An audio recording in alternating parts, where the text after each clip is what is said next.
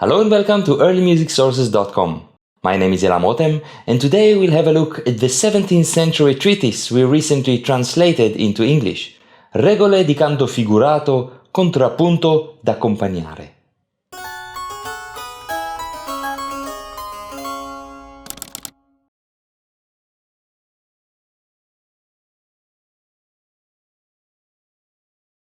This 17th century treatise, entitled in English Rules for Measured Music, Counterpoint and Accompanying, is truly a fascinating source. Despite its imperfections, and perhaps thanks to them, it teaches us a lot about the diverse and sometimes contradictory ways in which music was understood back at that time. In this episode, we will dive into this source and try to understand music the way it was understood by its writer, which frequently forces us to flex our brain in new ways. Let's start. First of all, it must be said that this source is a rather disorganized manuscript, and that if it would have been published back then, we believe that it would have been edited substantially beforehand. This is true both for the content and also for the text itself, whose syntax is often extremely confusing. In addition, there are many unnecessary repetitions. However, this almost raw material also gives us a glimpse into the mind of the writer, who, unfortunately, apart from being Italian at the end of the 17th century, is still unknown to us. For the sake of this episode, we will name him Regole. The following is a short survey of the source. To see the full source, go ahead and download the English translation we made. It's free and it's in English. The first two chapters of the treatise are dedicated to the first item in its title, canto figurato, measured or florid music in translation. This concept was perceived to be the opposite of that of canto fermo, plain chant. These were seen to be a dichotomy, as canto fermo was monodic and mostly unmeasured, while canto figurato was polyphonic and always measured. Thus, normally, canto figurato concerns everything one must know in order to read mensural music, which is what we are dealing with most of the time. In this treatise, however, this short section is mostly dedicated to scales in different clefs, and how each note on these clefs is to be read in solmization. It seems that solmization was very important to Regole, as throughout the treatise, even when it seems superfluous and uneconomical, he refers to notes with their full solmization syllables. For example, referring to the notes C and G, he would write C sol fa ut and G sol re ut. You can imagine how it makes the reading harder and to some extent alienates us from him, as it is not entirely comprehensible why this is important, at least for this music. A possible explanation might be related to transpositions, but more about that later. Thereafter follows a series of chapters, each dedicated to another interval. Supposedly, it is the beginning of the section in the treatise dedicated to the second item in the title, counterpoint. At this point, however, Regole starts mixing the teaching of counterpoint with that of composition and basso continuo. For example, when discussing the interval of a second, he shows the different ways this dissonant interval can be used in composition. But when discussing the third, he quite quickly turns over to the study of basso continuo and explains the concept of the signs which indicate whether the third of a chord should be minor or major. He then starts giving tips on how one can predict whether a major or minor harmony should be played above the bass according to its movement. This mixing of very basic counterpoint with rules for playing basso continuo is prevalent throughout these chapters. In a way, it makes sense, as an accompanist should acquire all of this knowledge, but on a pedagogical level, it is questionable. The chapter about cadences, although presented with basso continuo notation, is in fact more about counterpoint.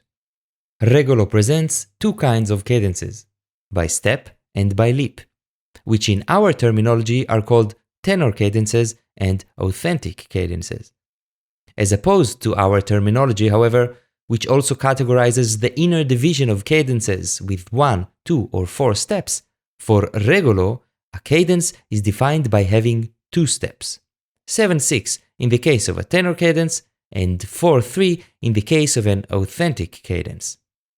He shows how the dissonance in each case must be prepared, demonstrating it meticulously by showing all the different possible bass notes prior to the cadence that will allow for this. This is not a basso continuo process, where the bass notes are given and one has to find how to interpret them. Instead, this is a contrapuntal or compositional process, where the student can investigate and try out different bass notes, and by this practice counterpoint. This is in fact a practice that I recommend. Take a 2-step cadence, whether tenor or authentic, and invent appropriate steps before it that will allow for the preparation of the dissonance. Interestingly, Regole says that if the dissonance cannot be prepared, it is not a cadence. This reminds us that he refers mostly to music that was written without basso continuo figures, the way in which music was most often notated at that time. In such cases, the player himself had to recognize the progressions, and seeing whether the dissonance could or could not be prepared was an indication for whether a cadential bass progression was indeed a cadence or not. Concerning the final note of the cadence, as we know very well from older traditions, Regole confirms that it must have a major harmony. However, during the treatise, he keeps on stating that despite any rules given by him, composers are free to do whatever they like, and the player must be attentive to it. Knowing in advance about the extreme acciaccaturas and dissonances found at the end of this treatise, a thing we presented in a past episode, we are surprised at how sensitive Regole is to things that might pass completely unnoticed to our ears. In the chapter called Relazioni, Relations, he discusses false relations, but it is surprising how strict he is about them. In another episode, we talked about false relations and non-harmonic relations in general. Basically, it concerns the old forbidden contradiction between mi and fa. In Regole's terms, a bad relation occurs when an accidental is used on a note, and then the same note is used again without that accidental, or vice versa. This is true also if there is a note in between the two contradicting notes. For example, if there is a cadence to G, an F sharp is called for, so a natural F must be avoided beforehand. According to this would be a mistake.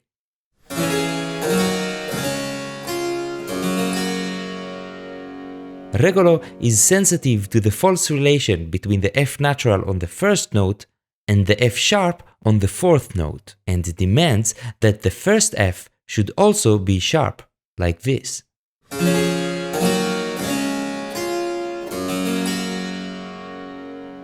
In this example, there is again a cadence to G, so an F sharp is called for. For this reason, he writes that the B flat must be realized with a 6, a G, as a normal 5 chord would consist of a F natural, that would be in opposition to the cadential F sharp.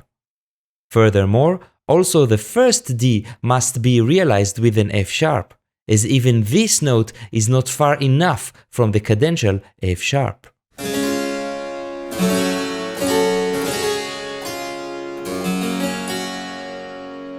This is rather strict, as in most music from the late Renaissance until way into the 17th century, such cases would be easily tolerated, as in this common progression, for example.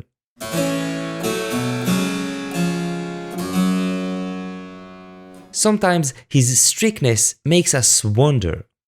For example, in this excerpt presented by Regole, there is a false relation that occurs between the B natural on the first note of the upper voice and the B flat in the bass. A way to correct it would be to add a B flat in the melody, like this.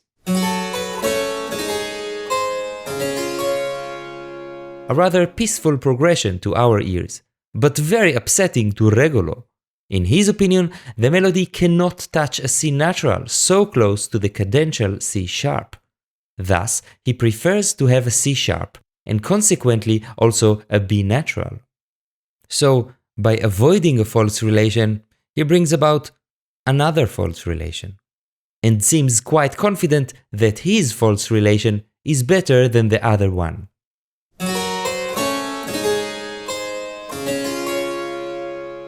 Another example that he brings leaves us even more puzzled.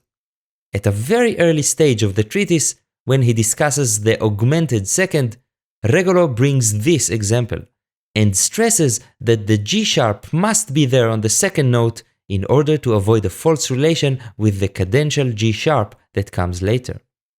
At this point we wonder. On the one hand, he is extremely loyal to Zarlino's rules of avoiding mi against fa in one of the voices. But on the other hand, this progression is an explosion of mi against fa. This G sharp mi is played simultaneously with the F fa in the bass. On top of this, there is also an unprepared seventh on the following chord. Such things were so wrong in Zarlino's view that he would probably not even stay in the room to explain how wrong it is.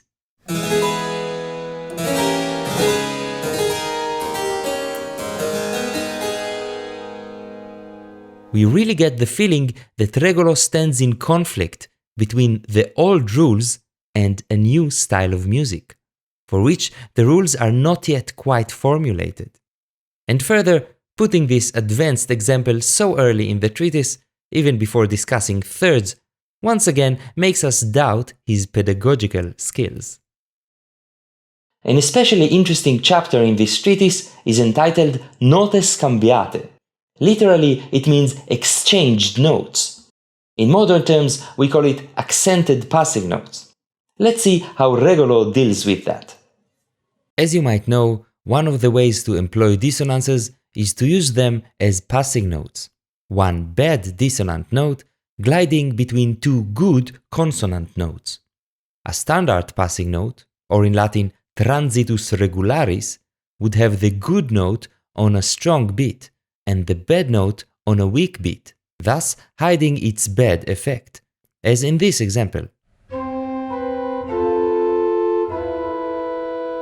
In an accented passing note, transitus irregularis in Latin, the bad note is on a strong beat and the good note on a weak beat, thus accentuating the bad note, as in this example.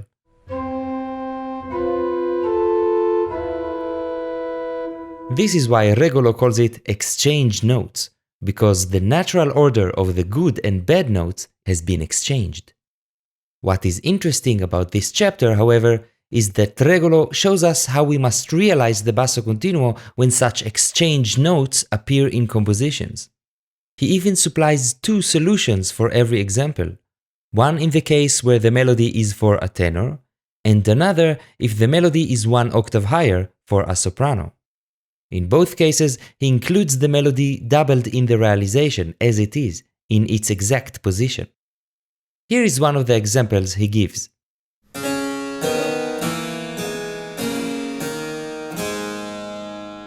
The B, which creates an augmented fourth with the bass on a strong beat, is followed by the consonants A on the weaker beat. And here is how Regole realizes it when the melody is in the tenor range.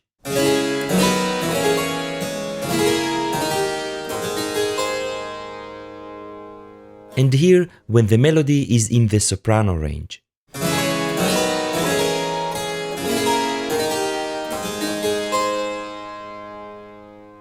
It is quite beautiful. Notice that at the moment of the accented bad note, all the other voices are playing good notes. And this, surprisingly, also includes the A, which is supposed to be the resolution of the bad B. What happens though if the accented passing note is in the bass? Regole gives the following example. The accented bad note is on the D in the bass, while the good note is the C. Theoretically, on the bad note, we should choose a realization in accordance with the following good note. But Regole follows this only partially. With two voices, he accompanies with good notes, the C and the A, but with one voice he accompanies the bad note in tenths, and by this enriches the complexity of this moment. Let's listen to the tenor version.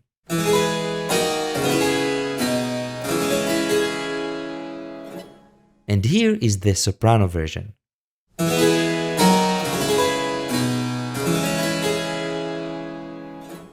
You must admit that these are quite interesting sonorities. While naturally we cannot cover all the interesting details of this treatise in one video, here are several further points I find especially fascinating. 1.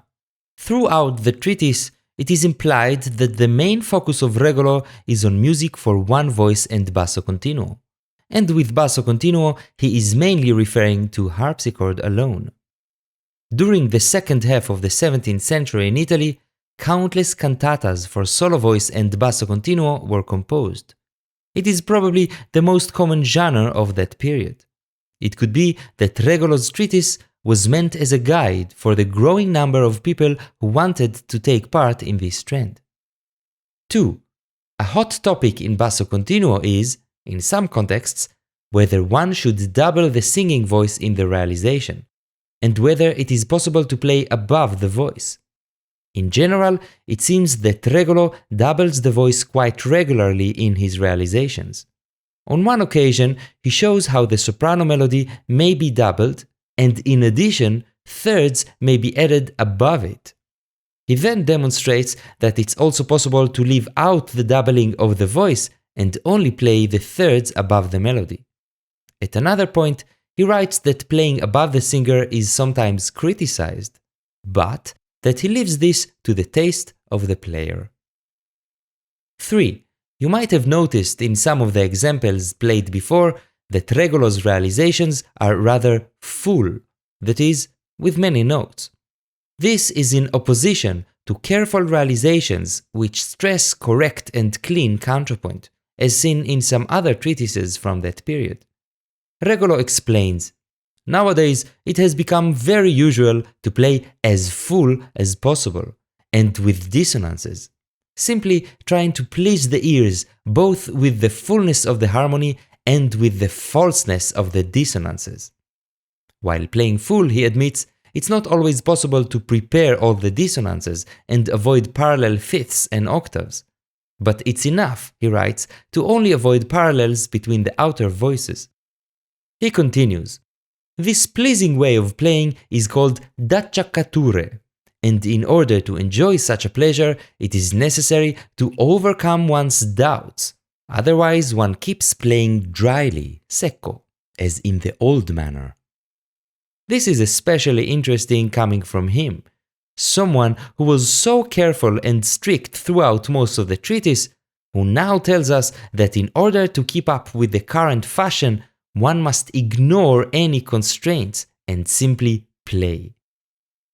Before demonstrating with a complete and extravagant realization to an arietta, probably the most intriguing element of this treatise, he explains further. "Sometimes I put dissonances in between consonances, playing them and stopping them immediately. I call this a mordent, biting, like the little bite of a small animal that bites with its teeth and releases immediately. These terms, acciaccature and mordenti, are used later in Gasparini's basso continuo treatise from 1708, as we showed in a special tutorial episode. But it might be that Regole is the first to mention them, and more importantly, demonstrate them in a manner that leaves us rather astounded. 4. Tuning. At an early point of the treatise, Regole clearly tells us that he is using some kind of a well-tempered tuning, in which all the keys may be used. For example, he writes that every sharp can serve as the flat of another note. For example, the sharp of Si Sol Fa Ut serves as the flat of Di La Sol Re. This is not something that could work in earlier mean-tone tunings, where each accidental can usually only be used in one way, either as a flat or sharp. Attempts to ignore this sound very out of tune. The fact that we don't know exactly when this text was written is especially frustrating, as it would have been very interesting to find out more about the shift of temperaments that took place in the 17th century, from various kinds of mean-tone temperaments to various kinds of well-tempered temperaments. 5. The well-tempered tuning used by Regole, whatever it was exactly, allows him to transpose music to any key whatsoever, and he exploited this to the full.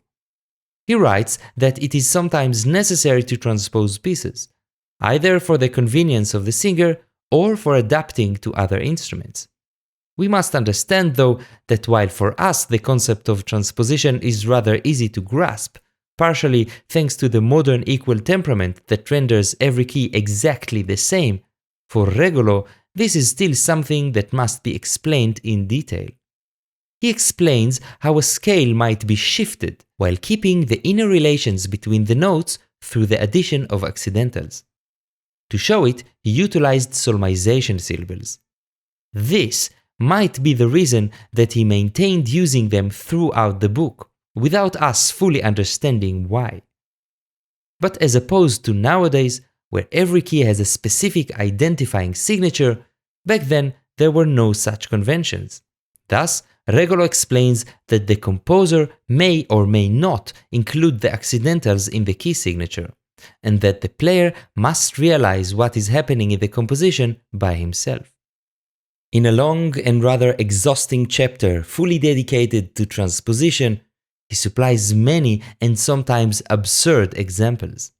He admits, "I have written some ways that are too difficult, simply in order to satisfy the curiosity of those who will want to study them, so that they can play as much as possible, even if it is difficult, and practice all imaginable accidentals."